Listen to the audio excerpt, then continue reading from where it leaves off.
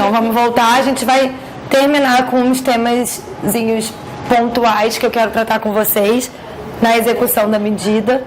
O primeiro é visitas e revista, tá? O artigo 67, do 67 ao 70 do SENASA, ele fala da visita.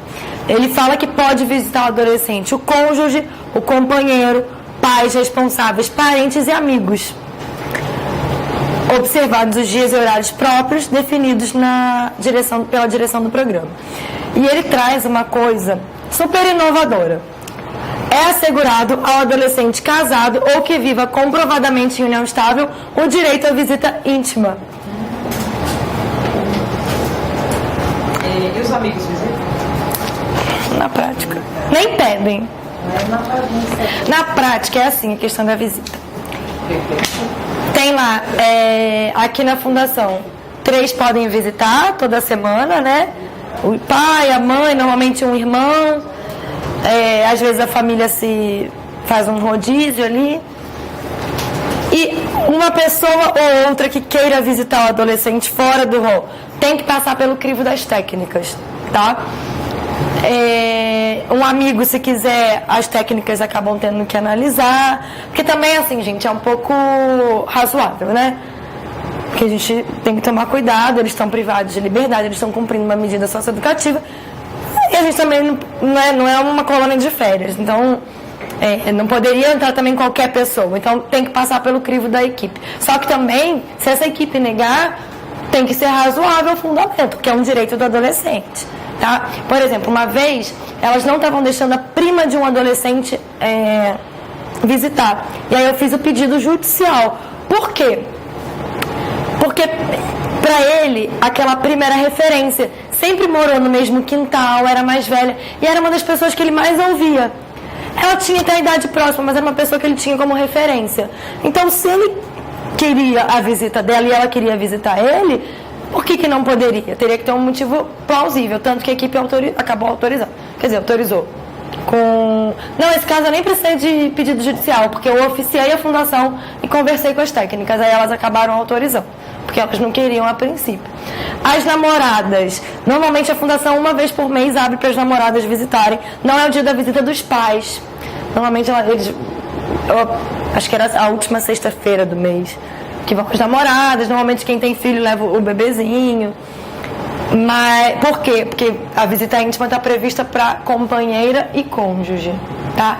Eu nunca vi acontecer a visita íntima, mas eu também não posso dizer que não acontece porque eu não tenho experiência em todas as unidades. Na que eu trabalhei, eu nunca vi acontecer e nem vi espaço destinado a isso, tá? Aí tem a questão da namorada que tem menos de 14 anos. Toda uma problemática. Revista. A pessoa, quando vai visitar a família, passa pela revista vexatória. Vocês sabem que existe uma lei estadual aqui em São Paulo que proíbe a revista vexatória para os visitantes, os familiares visitantes dos presos adultos. Eles passam por scanner. Porque a revista vexatória é você tirar a roupa, sentar num banquinho que tem lá, ficar agachando e abrindo a parte íntima para ver se ele tem droga ou tem alguma outra coisa que esteja entrando que não poderia entrar. Muita gente deixa até de visitar por constrangimento. E aí a gente, questiona se não pode com adulto, porque continua acontecendo com adolescente. Na prática continua, tá? A gente tenta, no núcleo da infância, tenta pensar numa estratégia para conseguir essa extensão para os adolescentes, mas tem que ser uma coisa bem pensada, porque quando teve o dos adultos, o governador vetou expressamente, porque a previsão inicial era do benefício, do direito para as unidades de internação também. E ele vetou, dizendo que não poderia se considerar um estabelecimento prisional, enfim. E aí teve esse veto expresso. Então, a gente ainda fica nesse dilema de qual seria a melhor estratégia para conseguir a extensão, se um projeto de lei, se por ACP. Ainda não temos uma definição na prática. Continua acontecendo a revista vexatória para os visitantes dos adolescentes que se encontram privados de liberdade. Tá. Existe a revista íntima também, 2 adolescentes dentro da Fundação Casa. E aí, em alguns lugares, salvo engano, o Jean tem uma ACP sobre isso. Ou tem um procedimento administrativo no núcleo da infância, alguma coisa assim. Sobre a revista vexatória nos adolescentes internos, tá? Que eles passam várias vezes por dia por revista vexatória. Obviamente, a gente sempre vai se posicionar contra, em razão da dignidade humana, da condição de pessoa peculiar em desenvolvimento, sujeito de direitos, né?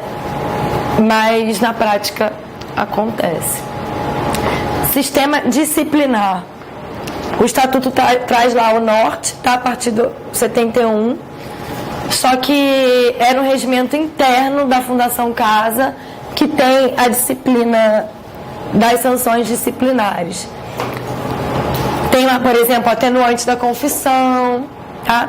Quando o adolescente comete algum ato considerado infração, não ato infracional, qualquer ato contra o regimento da Fundação, existem alguns que são tratados através da equipe de referência. E se for mais grave, é instaurado um CAD, que é a Comissão de Avaliação Disciplinar. E aí pode ser aplicada alguma sanção. Aí eu vou falar para vocês lerem, tá? O SINASE, coloquem em casa o regimento interno da Fundação Casa, deem uma lida, tá? Mas aí vale mais para quando a prova for de São Paulo, para que vocês possam entender como funciona. Mas tem lá, por exemplo, atenuante da primariedade, de nunca ter tido CAD, a primariedade, atenuante da confissão, tudo isso para aplicar. É obrigatória a presença de defensor público, tá? Antigamente era presencial, agora eles deram uma aperfeiçoada no sistema, é um pouco falho, mas assim, da gente participar online. Então a comissão abre pra gente e a gente tem até tal dia para se manifestar online, fazendo a defesa. Já tem lá o depoimento do adolescente, das testemunhas, e a gente, na prática, nossa defesa é muito mais formal. A gente tem que evoluir um pouco nessa questão das sanções disciplinares. Mas aí é bem assim, letra de lei, vocês deem uma olhada, tá bom? Mas funciona mais ou menos assim. Tem alguma coisa que vocês queiram saber sobre como funciona a questão da disciplina dentro da unidade, quando ele comete alguma coisa? Tem alguma curiosidade que eu possa responder aqui? Porque é mais questão de lei mesmo, tá, gente? É normazinha. Tem a previsão de sanção cautelar, tá? Que eu sou totalmente contra, mas assim, você chega a CAD, quando vai acontecer a CAD, ela tem prazo de 5 dias, aí o adolescente já ficou privado, né, em acautelamento sem as atividades dele. E aí, aquilo em tese é uma sanção. Depois não adianta nada que você vai falar, porque ele já ficou... É vedado a sanção de isolamento, tá bom? Está no SINASE, é importante. Mas é aquilo que eu falei, que é tudo letrinhas de lei, tá? Transferências. Pela lei, ele tem o direito de ficar na unidade mais próxima da residência dele. Tem aquelas questões que eu falei pra vocês do 49.2 e da substituição do meio aberto. Não se pode manter a internação por não ter o programa de meio aberto ou ele ser ineficaz. A Fundação Casa, ela tem umas portarias que tratam da característica, do perfil de cada unidade. Tem unidade que só recebe primária, tem unidade que recebe multi-reincidente, tem unidade que é de reincidente, tem unidade que é de tal idade. Eu sempre defendi muito, quando eu trabalhava com a internação, que esses critérios administrativos da Fundação, eles não podem violar o direito de ficar mais próximo da residência, tá? Observado sempre o respeito, né, às diferenças e as peculiaridades dos adolescentes, obviamente. Mas que questões administrativas e critérios organizacionais da Fundação Casa não podem violar o direito deles, até porque, se eu tenho como princípio o fortalecimento de vínculos familiares e comunitários, eu não posso ter esse adolescente longe de casa. Porque senão eu impeço a visita, eu impeço o fortalecimento de vínculos, eu impeço a participação dos pais no processo de reestruturação daquele adolescente. Eles recebem o jumbo que é dos adultos ou não tem essa necessidade? Não. A Fundação Casa fornece tudo, uniforme e as alimentações, tá? Não pode entrar nem... Família não pode levar nem bala. Porque eles partem do princípio de que se levar para um, os outros não vão ter, eles têm um pouco desse negócio de igualdade lá. Então, tudo é fornecido pela fundação. Higiene pessoal, uniforme, comida, tudo pela fundação. Eles têm 5 refeições no dia. Tá? Porque estar perto da família é mais pela questão das... Fortalecimento de vínculo. Tá? Isso. É pela condição dele peculiar de pessoa em desenvolvimento, tá numa situação de extrema violação de direito por já ter sua liberdade privada e que tem como princípio o fortalecimento de vínculo. O fim pedagógico da medida deve ser sempre superior ao sancionatório. Tá? Saídas. Eu já comentei isso com vocês na internação. Em regra, se não tem saída proibida na sentença, a equipe pode sim, não precisa de autorização para ir no médico, para levar no dentista, para levar, enfim, tá? Integração da rede local, eu já falei isso com vocês. Tem que ter o acompanhamento, não só para quem está no meio aberto, mas quem está na internação também. Tem que ter o contato com a rede dos equipamentos municipais do local de moradia, porque ele vai terminar a medida, ele volta para aquela realidade. Esse tema é um tema bem complicado dentro da Fundação Casa, a questão da tortura. A Defensoria tem diversas ações civis públicas pedindo o afastamento de alguns funcionários, pedindo a implementação de câmeras, pedindo a capacitação emocional desses funcionários, que são os agentes socioeducativos.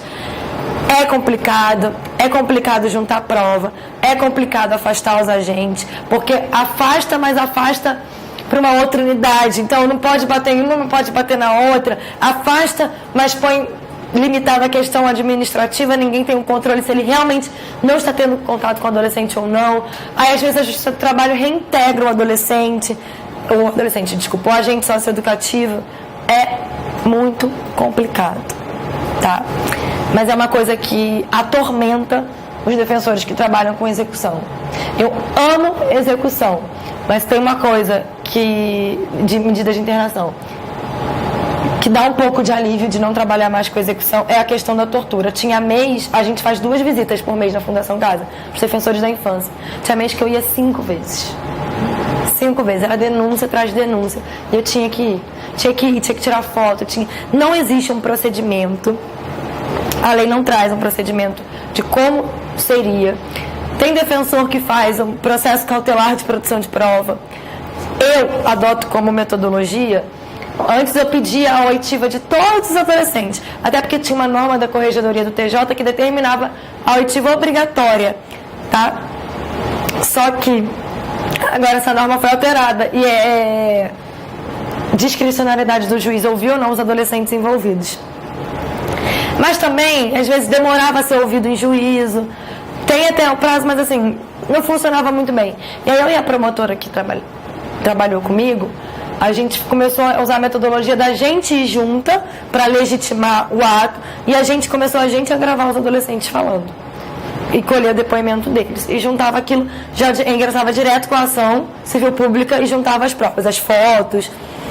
Tem problema de fundação que não deixa a defensor entrar com máquina de fotografia, mas é uma prerrogativa nossa. Então assim, é um tema super complexo, não existe um meio padrão de adoção de medida. Tem defensor que já entra direto com a ACP, instrumentaliza de alguma forma. Tem defensor que faz a cautelar de produção de prova, tá? E aí, depois com o resultado da produção de prova, faz a ACP. Não existe um padrão, tá bom? As pessoas que passam no concurso, elas não têm nenhuma capacitação? Eles têm. Exigência, assim? Então, eles têm no início, eles não têm uma capacitação periódica. Tem algumas que são assim, online. E é fundamental, né? Porque é super complicada a função de agente socioeducativo. Eles têm que ter um preparo. Normalmente são pessoas que, assim, não generalizando, que têm ótimos agentes socioeducativos, mas alguns não gostam de estar ali, a situação é complicada. Você vive em tensão o tempo todo e aí acaba fazendo besteira. As agressões são de diversas formas. Choque, batem, aí dá banho com água fria para sair a mancha. É um tema que atormenta a gente. Prescrição a gente já falou na outra aula. Prestem atenção na execução, porque aqui já tem tempo de medida, tá? Então a gente vai trabalhar sempre com o tempo da medida aplicada. Ou o tempo que o juiz fixou, ou o tempo dos 6 meses para o meio aberto, lembra? Ou os 3 anos. Descumprimento da medida socioeducativa aplicada com remissão. A gente já falou exaustivamente da remissão. A gente já falou da possibilidade ou não, a crítica quanto à possibilidade de aplicação de medida junto com remissão. Mas uma coisa que é muito importante, eu já falei, mas vale frisar, é que a medida socioeducativa aplicada em sede de remissão não pode ensejar a internação sanção. Tá bom? Está lá no estatuto, os fundamentos da remissão, e devido ao processo legal, você não teve nem apuração de responsabilidade. A remissão não pode levar à internação nem a semiliberdade, tá? Não pode ser acumulada com nenhuma dessas medidas, então indiretamente eu estaria aplicando a internação. Então não pode, tá bom? Isso é muito importante. Não cabe internação sanção com medida socioeducativa aplicada em sede de remissão. Além da discussão se poderia aplicar a medida socioeducativa com a remissão, tem a possibilidade de internação sanção, tá bom? Então, essa é a execução de medida socioeducativa. Esse tema, que na prática é uma delícia de trabalhar, eu pelo menos gosto muito, mas tem essas dificuldades que eu apontei para vocês. Vocês ficaram com alguma dúvida quanto à execução do cumprimento de uma medida socioeducativa? Diferença do meio aberto para internação ou semiliberdade? Vocês conseguiram visualizar a diferença na prática? Como que funciona? O incidente de execução, de justificação, tá? Qualquer dúvida estudando, vocês entrem em contato comigo, tá? E aí agora a gente vai colocar algumas questões para vocês conseguirem ver como que na prática a gente trabalha, assim, como que pode cair em prova o tema não só de execução, mas como de conhecimento. Só para reforçar, eu trouxe aqui para vocês alguns entendimentos dos tribunais. O da relativização do 49.2 dos sinais, eu já dei o HC. Ato infracional cometido antes do início do cumprimento e medida de internação. HC 274, 565 do Rio. E o entendimento também aqui relacionado à infância, do STJ, internação compulsória para pessoa que já cumpriu medida socioeducativa.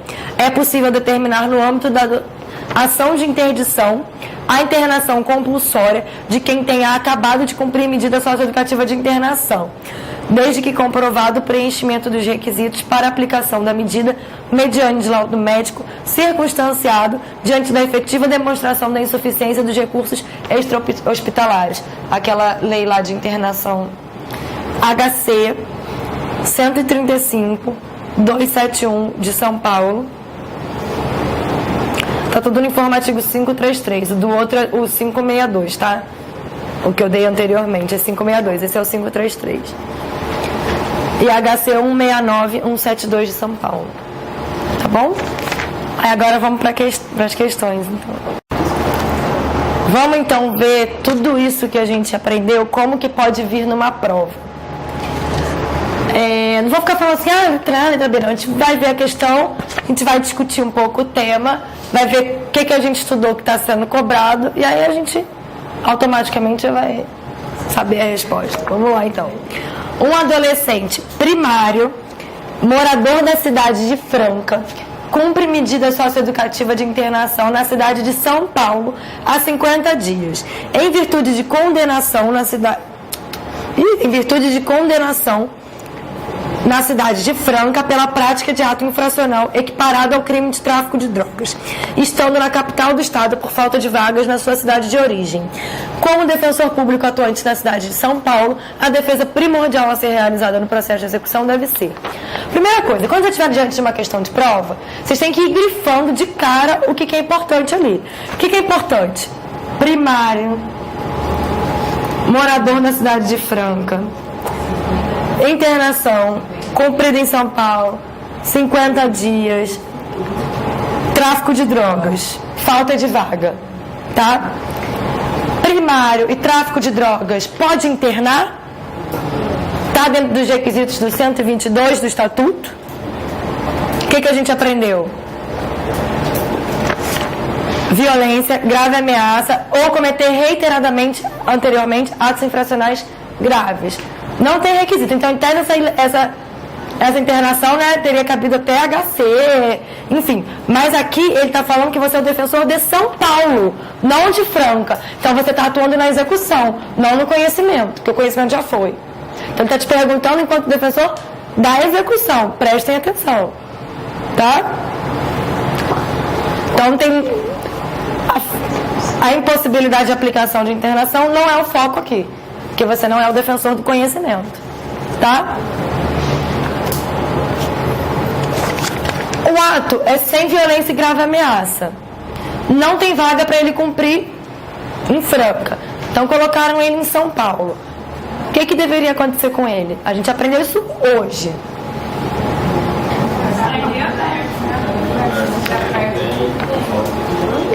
Então vamos lá.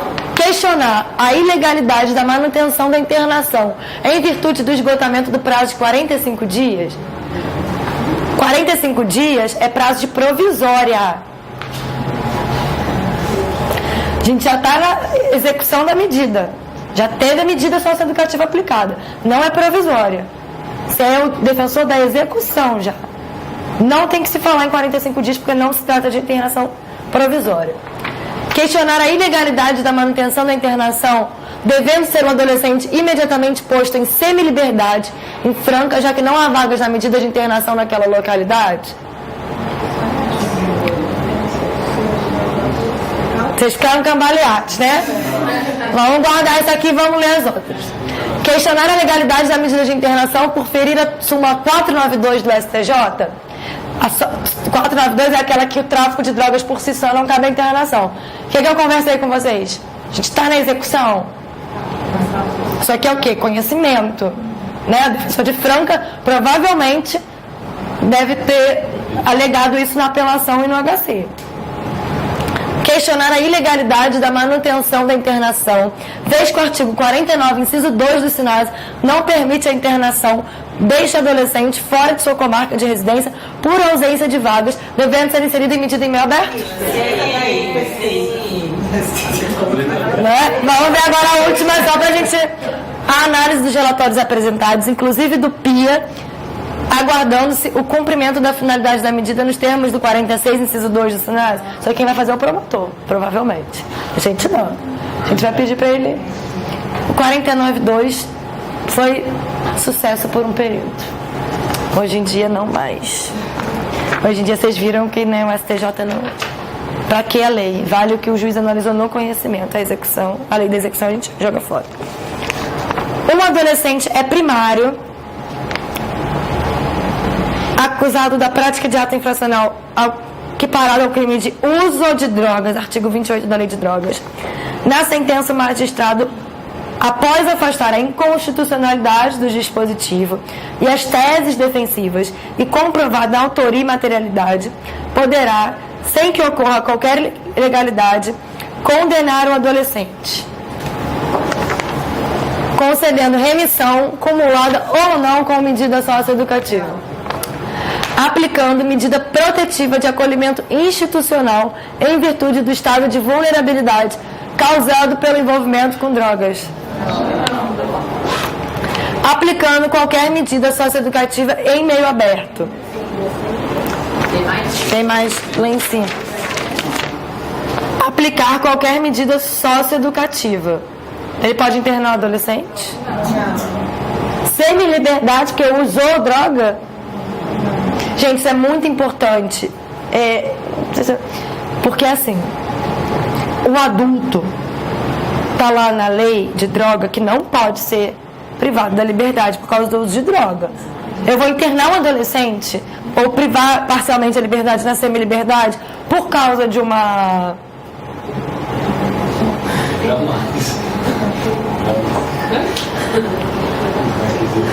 não aplicando nenhuma medida protetiva ou socioeducativa. Então vamos lá.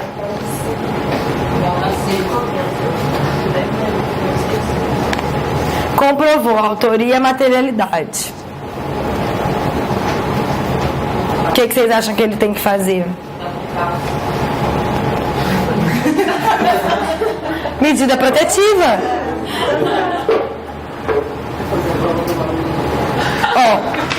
Por eliminação, não aplicando nenhuma medida socioeducativa ou protetiva.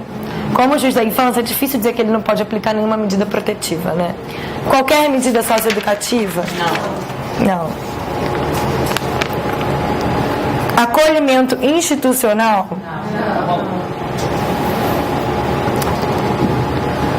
Lá onde eu trabalho, aplica remissão.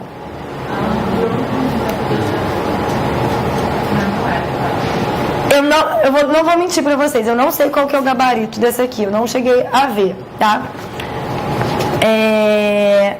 Então eu... Mas seria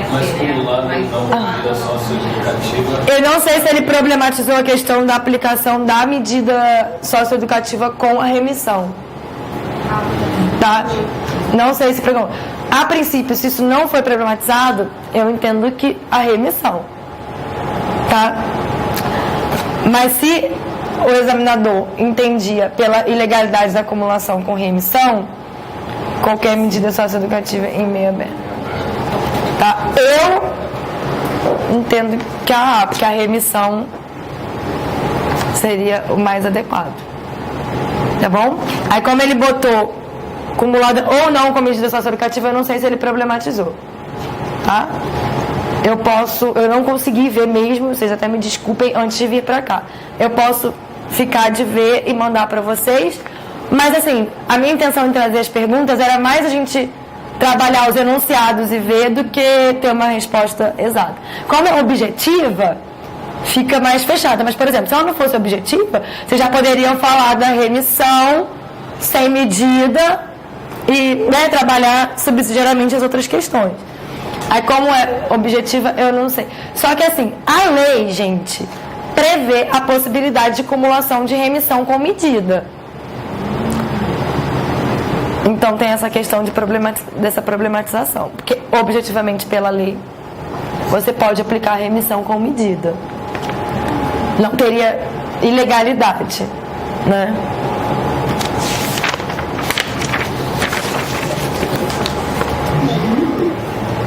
Em relação à medida socioeducativa de internação, prevista no inciso 3 do 122. Sua aplicação só será possível diante do descumprimento reiterado e injustificável de medida socioeducativa. Do que a gente está falando?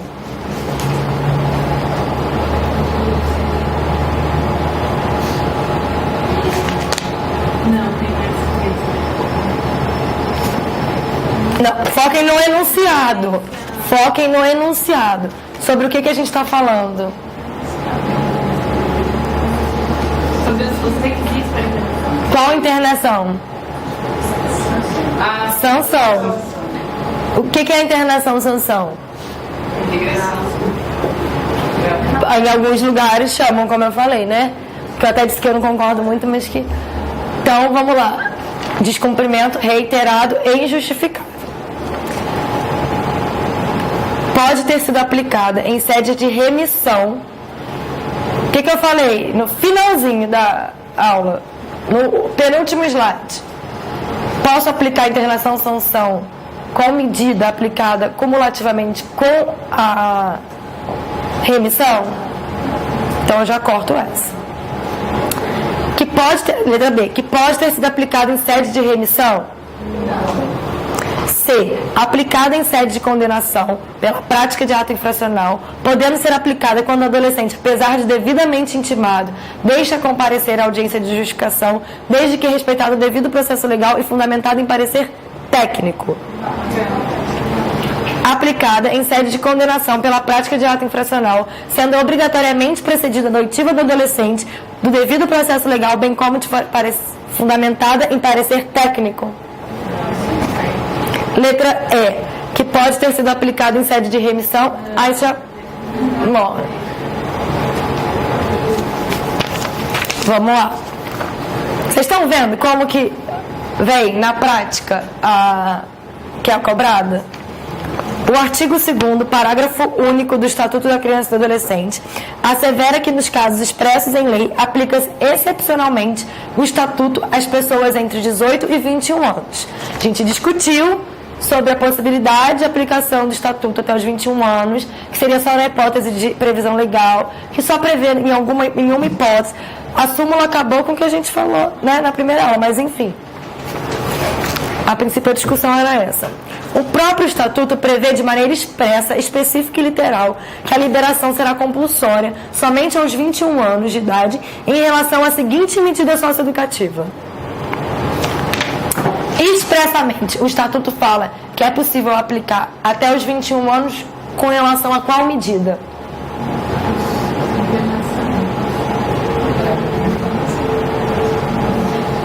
Se a gente discutiu que LA e PSC tem a discussão, tanto que veio a súmula dizendo que pode, semi-liberdade, o argumento da gente é que aplica por analogia e subsidiariamente as regras da internação, a previsão legal é da internação. Tá? E aí? Vamos lá. Última. Adolescente surpreendido praticando ato infracional análogo ao tipo previsto no 157. Tramitou o processo, advém sentença aplicando a medida socioeducativa de PSC pelo prazo máximo de 6 meses. Lembra que eu expliquei? PSC é o prazo máximo, LA prazo mínimo, tá? Nessa situação hipotética, qual a prescrição?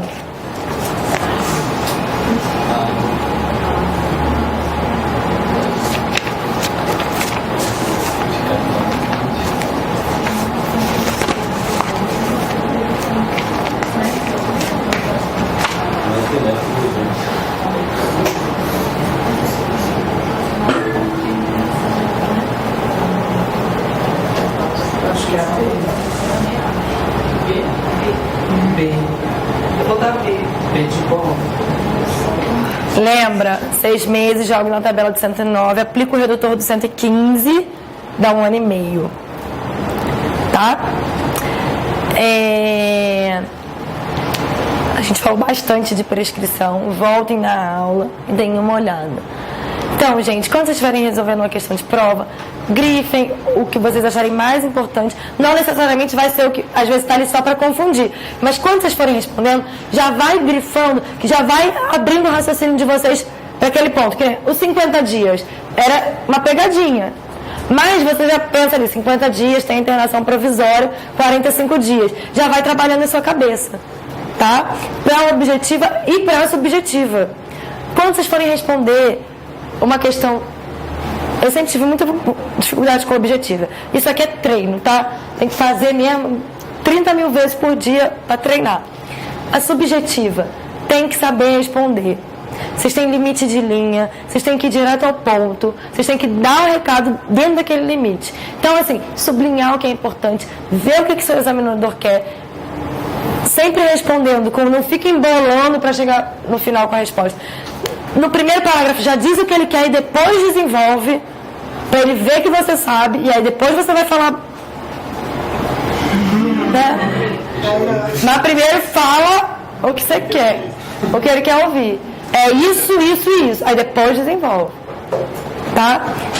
Sempre muito importante. E no enunciado, lê a primeira vez e vai sublinhando. Depois lê a segunda e aí vai desenvolver a resposta. Um primeiro parágrafo direto, com o que ele quer ouvir, e depois destrinchando aquilo ali. Para ele ver o que você sabe. E aí depois você só vai dar uma caprichadinha. Tá? Até porque ele tem muita prova para corrigir, eles precisam ser objetivos, então você pode ter floreado tudo, mas se você não falar uma palavra-chave, você não vai levar ao ponto. Tá? Então é isso. Qualquer dúvida, estou à disposição. Espero que eu tenha conseguido esclarecer um pouquinho para vocês do que é a infância e juventude, o que é o direito da criança e adolescente. Foi um prazer conhecer vocês e aí, se precisarem, tá? Volta.